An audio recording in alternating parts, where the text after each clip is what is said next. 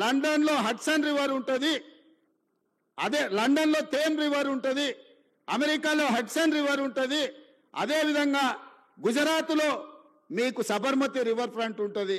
హైదరాబాద్ నగరానికి న్యాచురల్గా ఉన్న మూసీ రివర్ ఎందుకు అభివృద్ధి చేసుకోవచ్చా అని నేను అడుగుతున్నా. ఇవాళ నేను మిమ్మల్ని అడుగుతున్నా, కృష్ణ, గోదావరి, యమున, గంగా, సరస్వతి అన్ని నదుల పేర్ల మీద మన ఆడబిడ్డలకు పేర్లు పెట్టుకుంటున్నాం, అవునా? మన ఇంట్లో ఆడబిడ్డ పుడితే కృష్ణానో, కావేరో, గోదావరో, సరస్వతో, గంగానో అని నదుల పేర్లు మన బిడ్డలకు పెట్టుకుంటున్నాం. ఏ తండ్రి అయినా ఆయన బిడ్డకు మూసి అనే పేరు పెట్టుకున్నాడా? ఇన్ని నదుల పేర్లు, పవిత్రమైన నదుల పేర్లు మన ఆడబిడ్డలకు పెట్టుకున్నప్పుడు మూసి అనే రివర్ పేరు ఏ తండ్రి అయినా బిడ్డకు పెట్టుకున్నాడా? ఎందుకు పెట్టుకోలే? ఆ మూసి కంపు కొడుతుంది కాబట్టి, మూసి మురిగిపోయింది కాబట్టి, మూసిలో విషం చిమ్ముతున్నది కాబట్టి, ఆ విషము, ఆ కంపు, ఆ మురికి మా బిడ్డల పేర్లు పెట్టుకోవద్దని తల్లిదండ్రులు ఏదైతే అనుకుంటున్నారో ఆ మూసి మురికిని ప్రక్షాళన చేయాలనుకుంటున్నా నేను. ఆ మూసిని నిర్మాణం చేయాలనుకుంటున్నా నేను. ఎందుకు యమున, సరస్వతి, గంగా, కావేరి పేర్లు పెట్టుకున్నప్పుడు మూసి అనేందుకు మన బిడ్డలకు పెట్టుకోకూడదు? ఆ మూసిని అద్భుతంగా నిర్మించినప్పుడు తప్పకుండా తల్లిదండ్రులు వాళ్ళ బిడ్డల పేర్లు మూసి అని పెట్టుకుంటారు. అంత అద్భుతమైన నిర్మాణం మనం చేసుకుందాం. నిర్మాణ క్రమంలో మల్లన్న సాగర్లో 14 ఊర్లను ఖాళీ చేసి 60,000 ఎకరాలు మల్లన్న సాగర్లో ల్యాండ్ ఎక్వేషన్ జరగలేదా? కొండ పోచమ్మలో జరగలేదా? రంగనాయక సాగర్లో ల్యాండ్ ఎక్వేషన్ జరగలేదా? నాగార్జున సాగర్ నిర్మించినప్పుడు ల్యాండ్ ఎక్వేషన్ జరగలేదా? శ్రీశైలంలో మా కొల్లాపూర్ మునిగిపోతే 92 జీవో ఇచ్చి ఇప్పటికి ఇంకా ఉద్యోగాలు ఇవ్వని కేసులు పెండింగ్ ఉన్నాయి. శ్రీశైలం కట్టినప్పుడు నిర్వాసితులు కాలేదా? ఇవాళ మూసి నిర్మాణం చేస్తే కూడా కొన్ని వేల మంది, 5,000 మందో 10,000 కుటుంబాల్లో నిర్వాసితులు అయితే నిర్వాసితులను ఎట్లా ఆదుకోవాలని సలహా చెప్పండి అని నేను అడుగుతున్నా. ఈరోజు భూసేకరణ జరిగేటప్పుడు, మూసి నిర్మాణానికి భూమి తీసుకునేటప్పుడు మల్లన్న సాగర్ల భూ నిర్వాసితులను నువ్వు పోలీసులతో కొట్టించి, గుర్రాలతో తొక్కించి కొట్టినావు కదా. ఇవాళ వాళ్ళందరినీ హక్కున పెట్టి చేర్చుకోవడానికి అధికారులను ఇల్లు పంపించి వాళ్ళకి డబుల్ బెడ్రూమ్ ఇల్లు ఇచ్చి, తవ్వకర్సులకు 25,000 ఇచ్చి వాళ్ళకు ఉద్యోగ ఉపాధి అవకాశాలు కల్పించడానికి నేను ఏర్పాట్లు చేస్తున్నా. ఇదేమన్నా తప్ప? వాళ్ళ పిల్లలు వాళ్ళు మూసీలో బతికిండ్రు, మురికిల్లే బతికిండ్రు, మురికిల్లే చచ్చిపోయారు.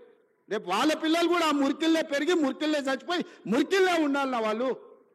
ఆ మూసీలు ఉన్న వాళ్ళకు మంచి జీవితం ఉండొద్దా?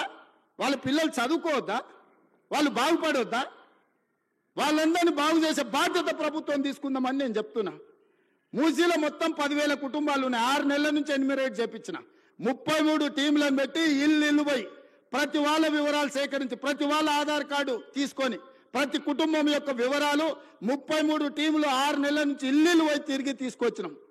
ఇప్పుడు అవేర్నెస్ ప్రోగ్రాంలో గోడ మీద మార్కింగ్ చేస్తున్నాం. ఇక్కడి వరకు మూసీ రివర్ బెడ్ ఉన్నది, ఆ పైన బఫర్ జోన్ ఉన్నది, ఇక్కడి వరకు వీటిని తొలగించాల్సి వస్తే మీకు నష్టపరిహారం ఇస్తామని చెప్పి మూసీలో గుడిసెలు వేసుకున్న వాళ్ళకి డబుల్ బెడ్రూమ్ ఇల్లు ఇచ్చి ఆత్మగౌరవంతో బతకడానికి తరలిస్తున్నాం. బఫర్ జోన్లో ఉన్న వాళ్ళని ఏ విధంగా ఆదుకోవాలనో ఆలోచన చేస్తున్నాం. ఇవాళ మీరందరూ సలహా ఇవ్వండి, వాళ్ళకి నష్టపరిహారం ఎట్లిద్దామో చెప్పండి. 1,00,000 కోట్లు కాళేశ్వరంలో కాలబెట్టినావు కదా, నువ్వు కట్టిన కాళేశ్వరం కూలి సచ్చింది కదా, 1,00,000 కోట్లు ఆడ పోసినావు. 5-10 వేల కోట్లు మూసీలో ఉన్న పేదోళ్లకు మంచి ఇండ్లు కట్టించి, మంచి పాఠశాలలు కట్టించి, ఆ పిల్లలకు మంచి ప్లే గ్రౌండ్ ఇచ్చి, మంచి విద్యను నేర్పిస్తే వాళ్ళు భవిష్యత్తుకి పునాదులు అవుతారు. వాళ్ళ బాగు కోసం కష్టపడదాం. ఆ పనిలో మీ ఇక్కడున్న ఇంజనీర్లు భాగస్వాములు కాండి అని చెప్పి నేను మిమ్మల్ని అడుగుతున్నా. వాళ్ళు మనోళ్ళే, నాకు తెలియదా? 20 ఏళ్ళు నేను కూడా పబ్లిక్ లైఫ్లో ఉండొచ్చిన. జిల్లా పరిషత్ మెంబర్ నుంచి ముఖ్యమంత్రి వరకు వచ్చిన. ఓసారి జడ్పీటీసీ, ఓసారి ఎమ్మెల్సీ, 2 సార్లు ఎమ్మెల్యే, ఓసారి ఎంపీ, ఈరోజు ముఖ్యమంత్రి.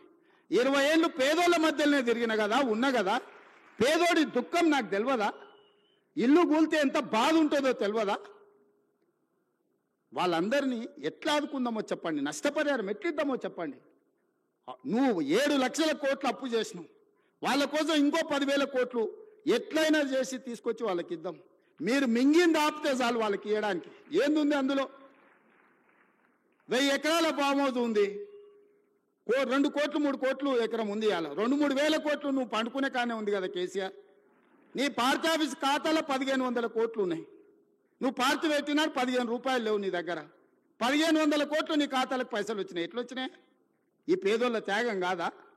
వాళ్ళు ప్రభుత్వం నుంచి, ప్రభుత్వ ఖజానా నుంచి అవసరమైతే ఒక 10,000 కోట్లు ఖర్చు అయినా వాళ్ళని ఒక మంచి అపార్ట్మెంట్స్ కట్టించి, గవర్నమెంట్ ల్యాండ్లో వాళ్ళకి మంచి ఒక కాలనీ కట్టించి, వాళ్ళందరినీ అక్కడికి తరలించి, అక్కడ ఒక హాస్పిటల్, ఒక పాఠశాల, ఒక ఐటీఐ, ఒక జూనియర్ కాలేజు, అవసరమైతే ఒక ఇంజనీరింగ్ కాలేజ్ కట్టించి వాళ్ళకు ఒక మంచి భవిష్యత్తు ఇద్దాం. సలహా ఇవ్వండి. చదువుకోలేదా? అమెరికాలో పోయి చదువు వచ్చిన అంటాడు ఈ సన్నాసి. ఆ పిల్లలు చదువుకోనికే దారి చూపించేది తెలియదా? ఈటల రాజేందర్ గారు అందులో ఇంకా ఆయనకు అంగి మారింది కానీ వాసన అయితే మారినట్టుగా అనిపిస్తలేదు. నాకు కొంచెం గౌరవం ఉండే, ఎందుకంటే ఇట్లాంటి దాంట్లో కొంచెం కలిసి వస్తాడేమని. ముందు రోజు హరీష్ కేటీఆర్ మాట్లాడితే తెల్లారి అదే జిరాక్ తీసుకొచ్చి రాజేందర్